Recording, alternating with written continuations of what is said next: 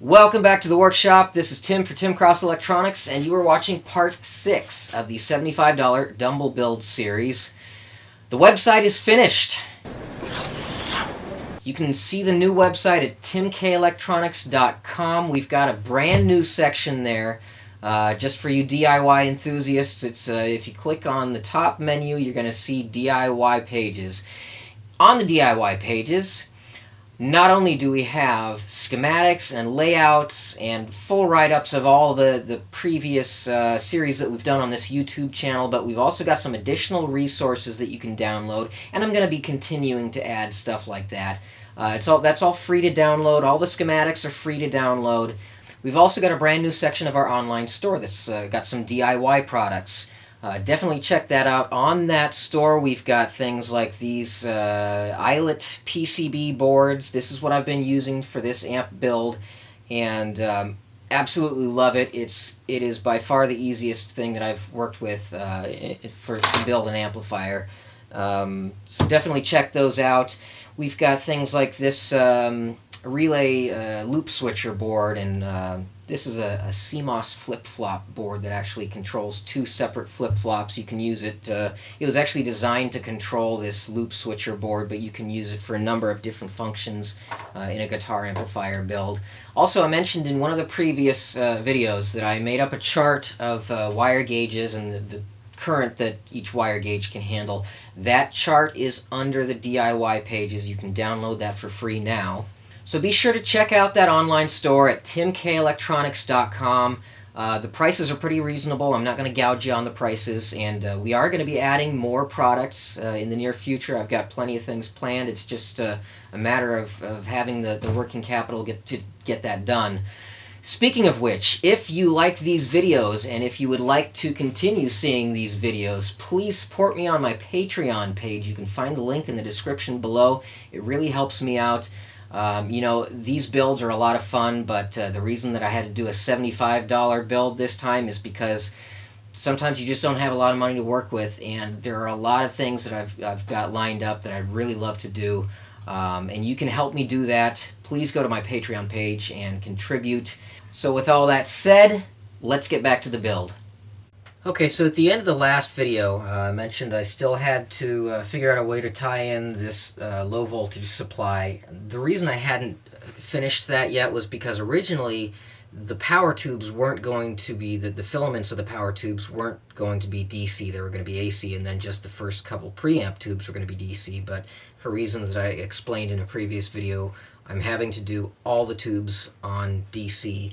So because of that, I had never added the extra dropping resistor and filter capacitor for the input board and all the other, like the reverb circuit is going to be run off of that same power supply node. So I didn't really, when I built this power supply board, I didn't factor that in because I didn't think I was going to have to. I was going to have that somewhere else.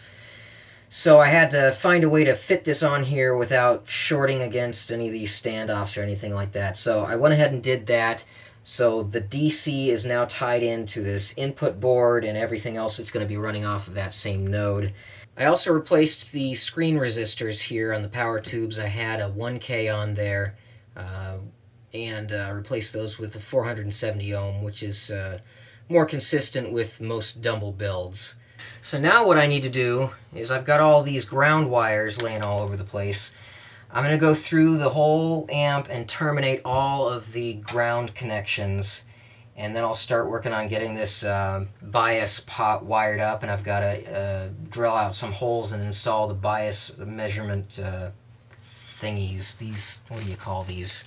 These little things.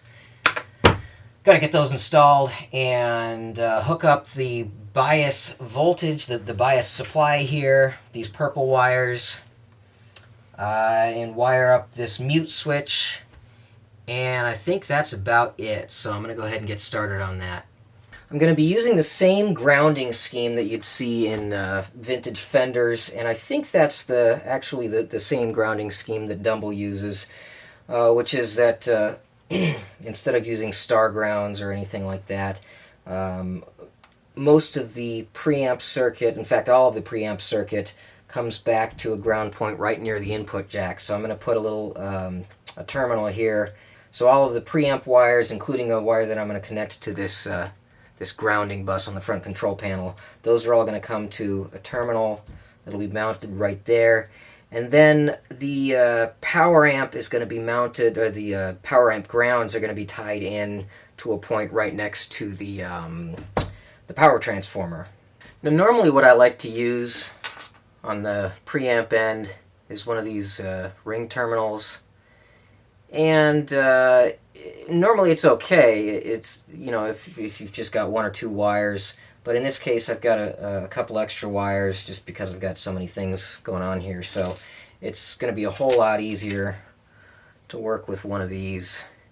And then I can just screw this onto the chassis, and then I've got, you know, there's plenty of room in this terminal here. Okay, that's nice and secure, and I'll put some thread locker on the other side of this just to make sure that doesn't go anywhere.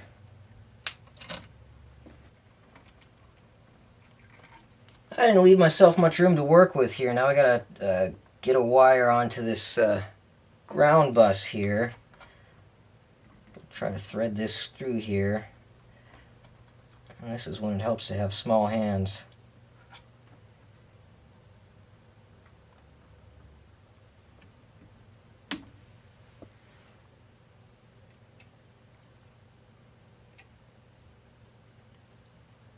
And we're going to do the same thing over here with this terminal. We got a hole in the chassis right there, so I can work with that. Okay, we got our preamp power supply ground, our power amp power supply ground, our low voltage supply ground. Good grief, somebody made these wires way too long.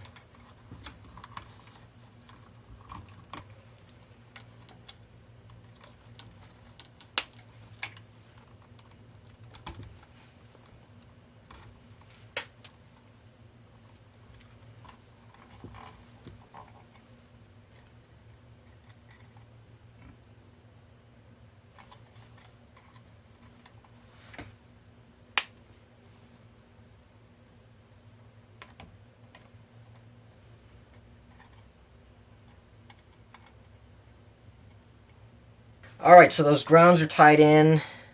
Now, let's see, which one should I do first? Those are coming over here. That's going okay. So I'm going to tie in these bias supply wires. And what I'm going to have to do, since these are so short, I'll just splice on a different wire. These aren't carrying a lot of current, so it looks like these are 20 gauge wire. That's really overkill for our bias supply. They don't need to be that heavy. So actually what I could probably do is just reuse some of this extra ground wire that I had here. That's plenty long. I think I'll do that.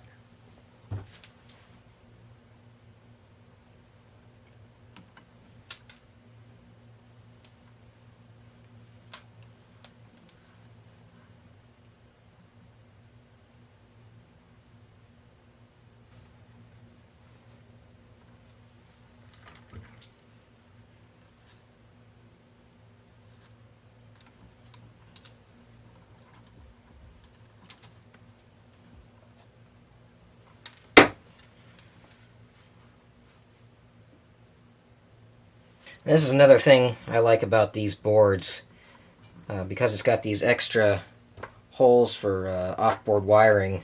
I'm able to tie in the bias supply ground right next to this power supply filter cap.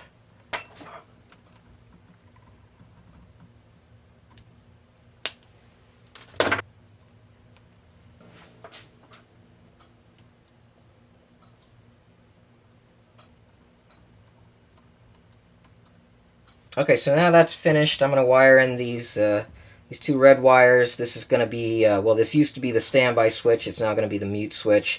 And actually, some of the vintage amps out there, like Supros, I think they did it this way. Their standby switch was not actually a standby switch as you would see it in a Marshall or Fender or something like that. instead of opening up a point on the power supply, what they did was they used the standby switch would actually mute.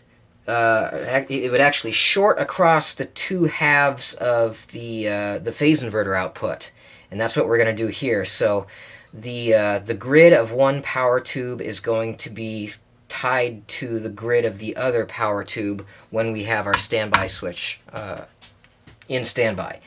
So basically, you've got two signals that are equal or pretty close to equal and 180 degrees out of phase with each other.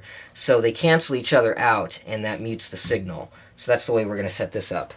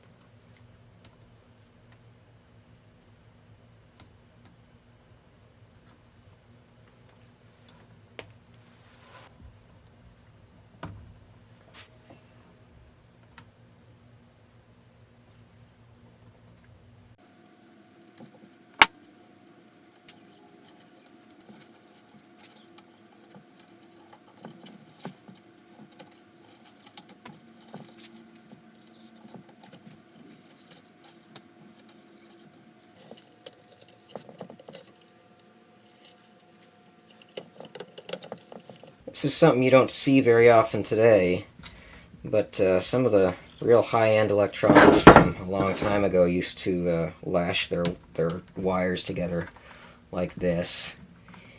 And you know, it takes a lot more time than putting some zip ties on there. But I love the way it looks when it's done.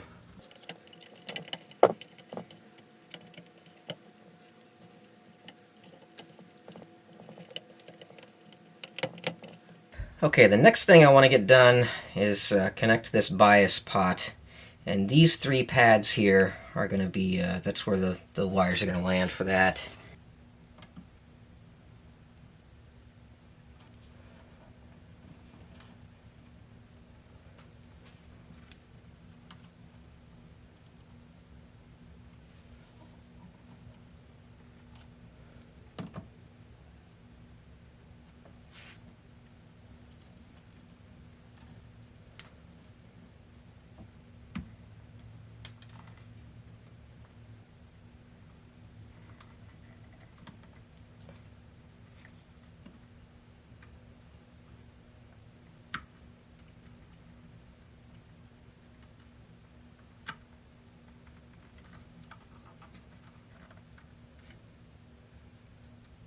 I gotta connect these two wires here, the orange and black one.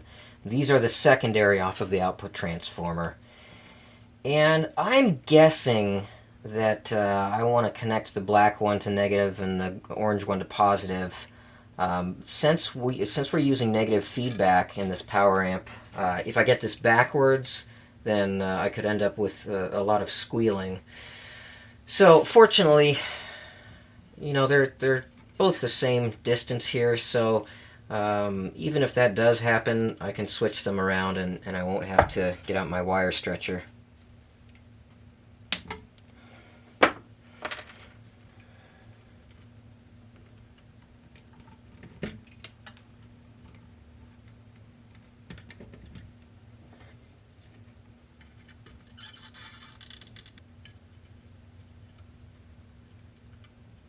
Oops! Forgot to tie this in.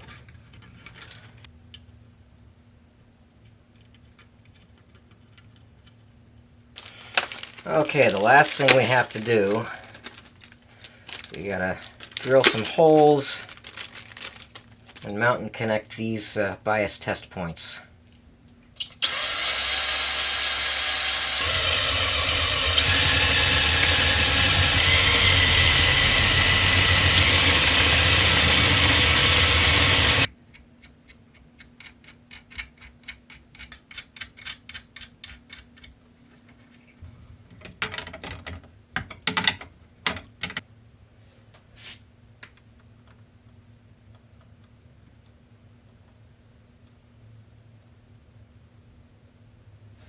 Okay, so we've got those test points installed, and now I'm going to put some 1 ohm resistors going from each of the red ones to the black one. These are 1 watt 1 ohm resistors. And I'm only using these because that's all I've got. I just don't use 1 ohm resistors for anything else. I haven't yet. But and when I bought these, I was just getting into amp building, and I saw everybody else using 1 watt resistors, and I think some people even out there even said that, you know, you have to use a 1 watt resistor. So I didn't know any better. I got 1 watt resistors. But the reality is, you do not need a 1 watt resistor. Now here's why. When we bias our power tubes using this method, the reason that we use a 1 ohm resistor is because that 1 ohm resistor gives us a mathematical relationship of 1-to-1 between voltage and current. So we're actually measuring the voltage drop across that 1 ohm resistor, but because it's 1 ohm, that means that the current is exactly the same, assuming it's a perfect 1 ohm resistor. So for instance, if we measure 20 millivolts across that resistor, what that's telling us is that the plate is drawing 20 milliamps.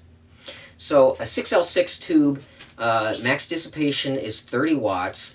I'm going to be running this about 60%, so that's 18 watts. So I've got 18 watts. I don't know yet what the plate voltage is going to be, but just for the sake of argument, I'm going to use 430 volts.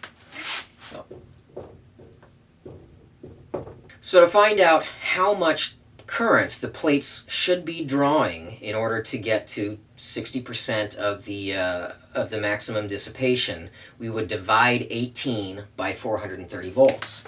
So 18 over 430, so that ends up being 42 milliamps. That's how much current we want the plates to draw.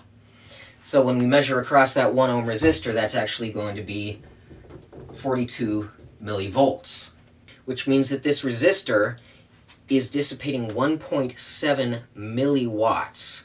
So that means that if we were to use a quarter watt resistor, that quarter watt resistor is rated for 147 times the amount of power that this is actually going to be dissipating.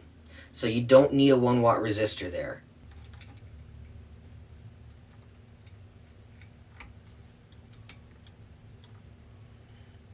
This is another reason I would have preferred quarter watt resistors. It would have been a lot easier to bend these leads.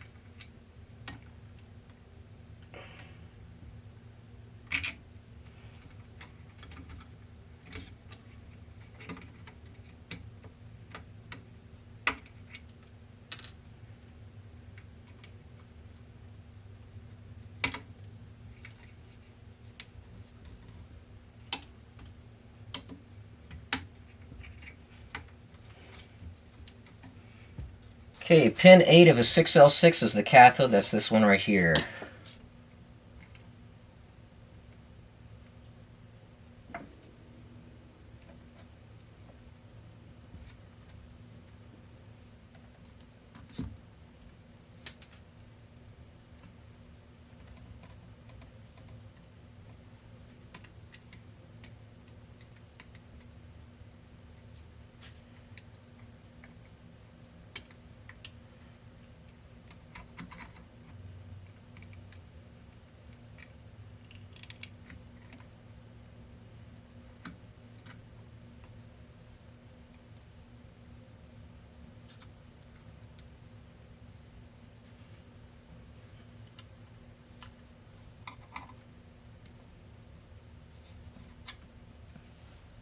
Alright, this is the very last connection that I have to make. Shoot, I just realized I never ran a wire. I gotta have a one wire. This is a stereo foot switch jack. The tip is for the channel switching, the ring is for the boost. And I've got a wire here for the boost, but I forgot to run one over for the channel switching.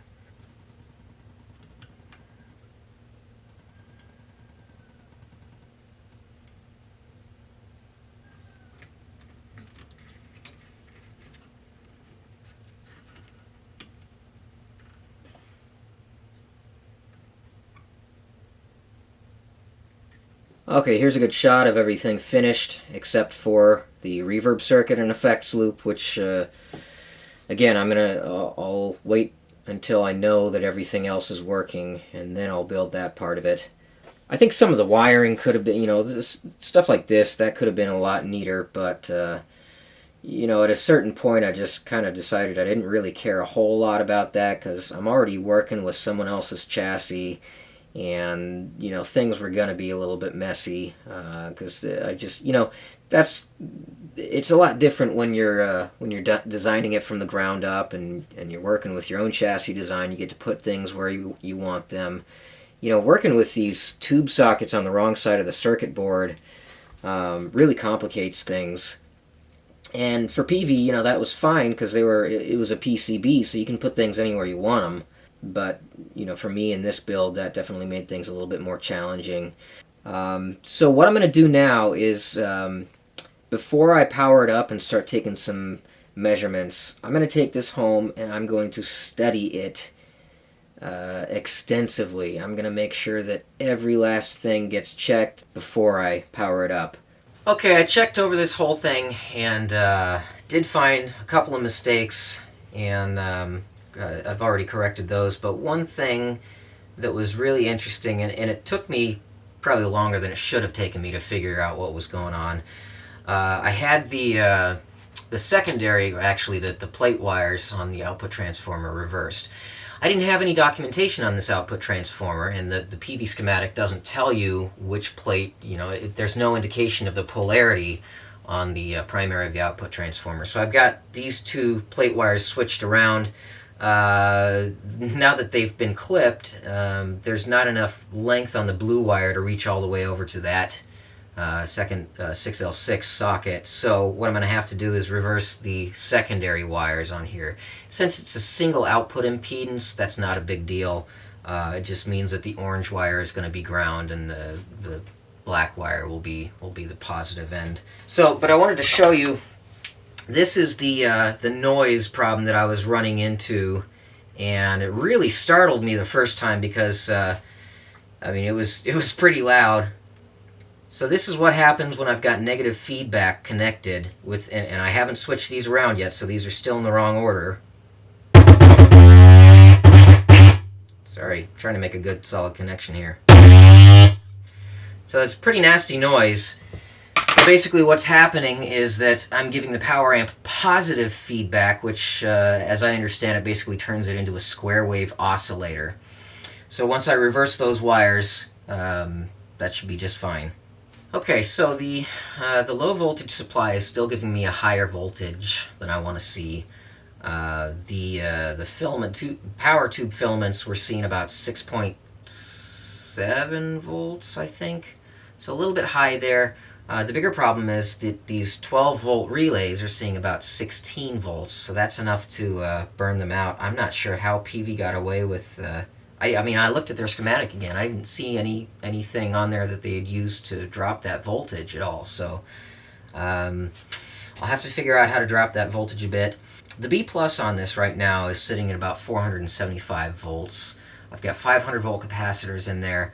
I think what I'd like to do is order some new capacitors. I'll get some 220 microfarad, 315 volt capacitors and run those in series for the first, for the B plus node, and then that'll give me 630 volts to work with instead of just 500, because I just don't like cutting it that close. So, got a couple things to figure out, but I did solve the noise issue with the negative feedback, or the positive feedback as it was. But anyway, got to order those capacitors. And the bias supply, I'm going to have to replace the resistor that I put in there. And I kind of guessed at the value anyway, so that doesn't surprise me. But with the HT where it is at 475 volts, I needed about 38 milliamps on the plates, on the power tube plates, and I was only able to turn it up to about 20 milliamps. So it was just barely turning those power tubes on. So, and that again will be a really easy fix. But anyway, that is it for this video. Thanks for watching. Be sure to visit us at timkelectronics.com. We'll see you next time.